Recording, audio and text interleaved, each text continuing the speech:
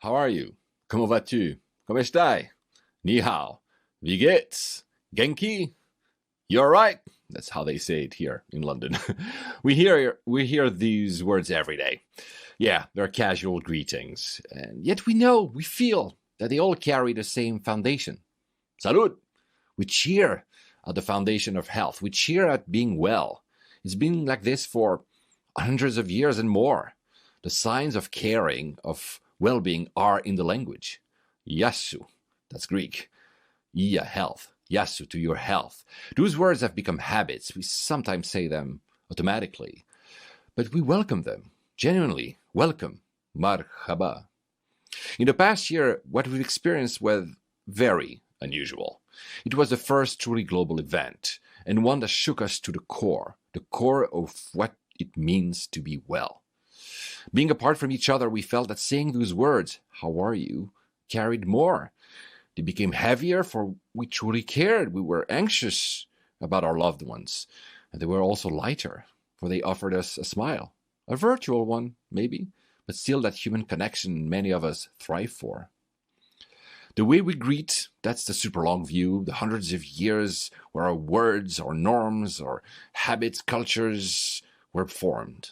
In the pandemic times, it's a shorter view, 1 year coming to 2 and more now, but years unlike any other. And between these two horizons, the long and the short, is where sits the question of well-being. It's one question that has always been with us, but it's one question that is now accelerated. You know, it felt to me that before the pandemic, well-being was a trend, something, that becomes more important in companies and corporates. But well-being was always beyond the trend. It's always been with us, as I told you. It's not new. Maybe it's rejuvenated in the most unexpected of circumstances.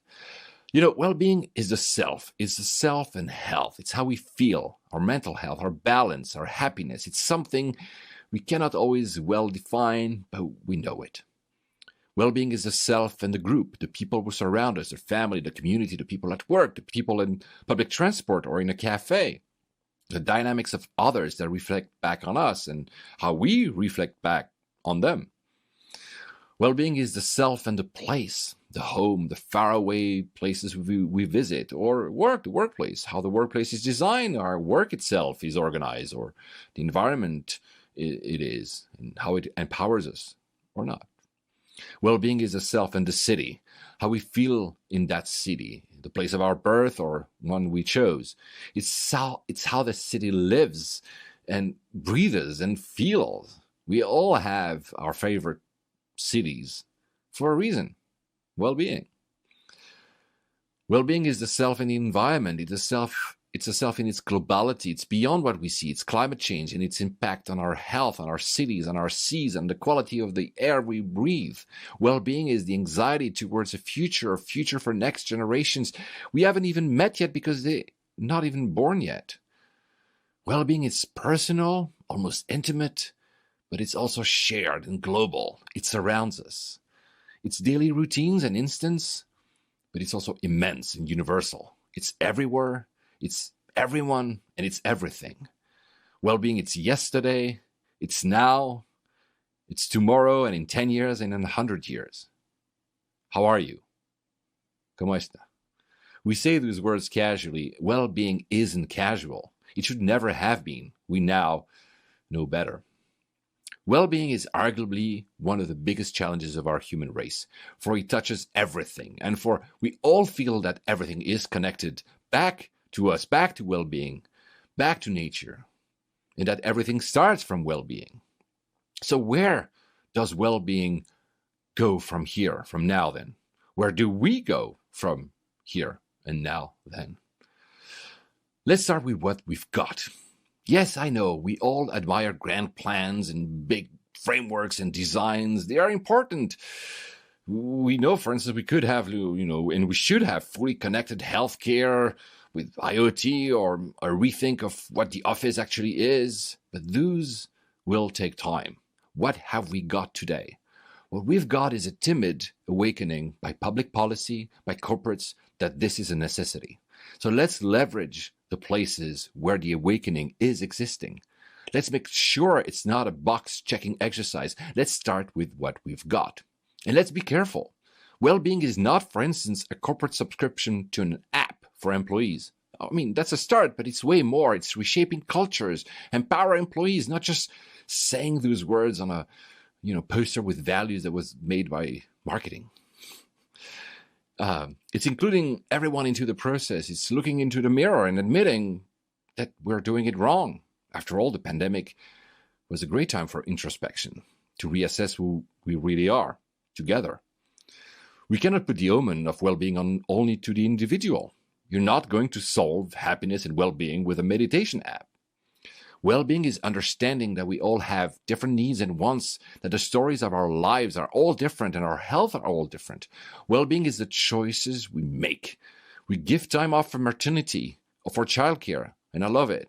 But what about time off for miscarriage? What about time off for elderly care? Our societies are aging. We will need to take care of the elderly, of our parents, grandparents. We will need that time.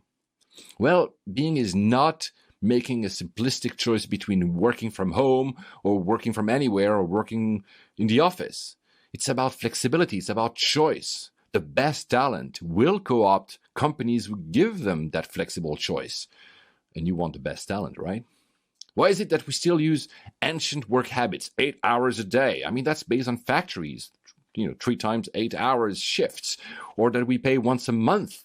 I mean, payroll systems have evolved, they're modern now. You can be paid once a day. So work hasn't entered the 21st century, I feel, because old habits die hard. And we need new habits. We need well-being habits. Well-being is not only implementing smart city solutions. Yes, it's great. Let's get the pulse of our cities. Let's get the data. Let's understand what actually happens on the ground. But it's, again, way more. It's accepting, for instance, that the car culture isn't working anymore. You add more traffic lanes and there's more traffic. And an electric car, takes the same place as a petrol one. That's the same problem.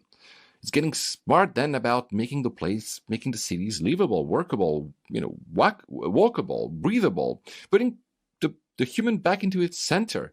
15-minute cities, 5-minute cities, cities of well-being. Don't tell me that's not possible. I mean, look at Amsterdam, how it's changed from the 70s to today. It is possible to change. Well-being is a choice. Well-being is daily habits of countries, daily habits of cities, daily habits of companies, of individuals. Well-being is a culture. And a culture is what you do when no one is looking. Not what you say you do. Well-being lives in what you do when no one is looking. When I used to live in Tokyo, I encountered the word ikigai. This balance of the self with the world. And we tend to misunderstand it. We have an obsession, again, here with major framework, and we think that ikigai is a framework. No, it's not a grandiose master plan. It's a little ritual. It's in communion with yourself and others. It's checking up on yourself and others. How are you doing today? Do you have ikigai? Are you feeling well? How is your well-being today? And perhaps more important to me, Japan put a word into something I always felt I couldn't describe. That word is wabi-sabi. The appreciation of things that aren't perfect. They're rough or asymmetrical. The appreciation basically of what nature has to bring. And well-being needs to be an acceptance of imperfection. We need to embrace uncertainty. We need to embrace imperfection. We need to embrace discomfort.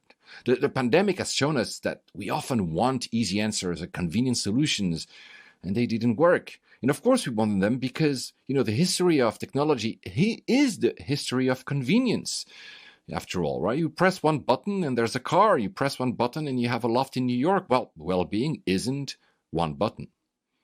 We need to get comfortable with discomfort. We need to teach ourselves and our kids that we will fail, that we will make mistakes, that the world will keep being complex. Well-being starts with that acceptance. The road is difficult and improvisable. Wabi-sabi, nature in its simplicity. Simplicity is not the same word as simplistic. Well-being isn't simplistic. Well-being can be simple, elegant, but it can never be answered by simplistic solutions. How are you? That's simple, elegant. And how are you then? I know you care since you're here today. So let me tell you that I need you. We need you. We need heroes, people like you, who understand or at least feel that well-being is one of the most important topics for the future, as it was yesterday and as it will be tomorrow. We need heroes like you who will carry that message around, will insist or even fight for well-being to be at the center and at the margins. How are you has to go back to its original meaning. And you are the heroes of that story. My well-being, my ikigai depends on you. So, how are you? I hope you're well. Thank you.